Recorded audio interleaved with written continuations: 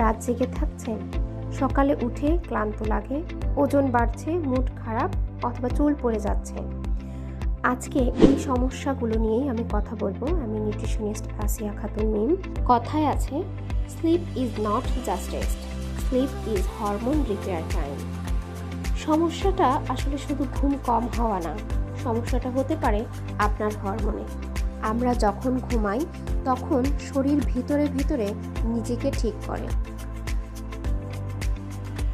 আর যখন আমাদের কম ঘুম হয় তখন আমাদের শরীরে কর্টিসল হরমোন বেড়ে যায়, যাকে বলে স্ট্রেস হরমোন। আর তখন আমাদের শরীরে কি হয়? তখন আমাদের পেটের মেদ বেড়ে যায়, অ্যাংজাইটি বাড়ে, শরীর ফুলে যায়, বারবার মিষ্টি খেতে ইচ্ছা করে। শরীর তখন একদম সার্ভাইভাল মোডে চলে যায়।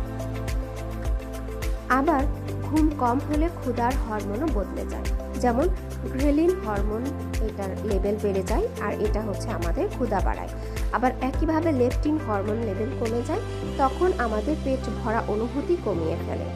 ফলে রাত জাগলে বেশি বেশি খিদে লাগে, জাঙ্ক ফুড ক্রেভিং বাড়ে, ওজন কমানো তখন অনেক কঠিন হয়ে পড়ে।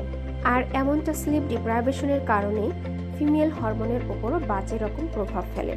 এর কারণে দেখা যায় যে সবসময় মুড সুইং হচ্ছে, টায়ার্ড ফেস দেখায়, পিএমএস এর সমস্যা হতে পারে, ইরেগুলার পিরিয়ডস হতে পারে, লো এনার্জি হতে পারে।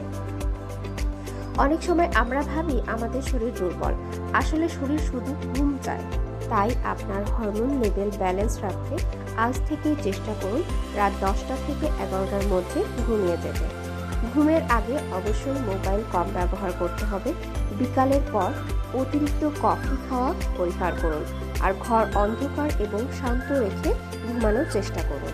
মনে রাখবেন, ভালো ঘুম শুধু আপনার সৌন্দর্যের জন্য নয়, এটা আপনার হরমোনাল হেলথের জন্য জরুরি।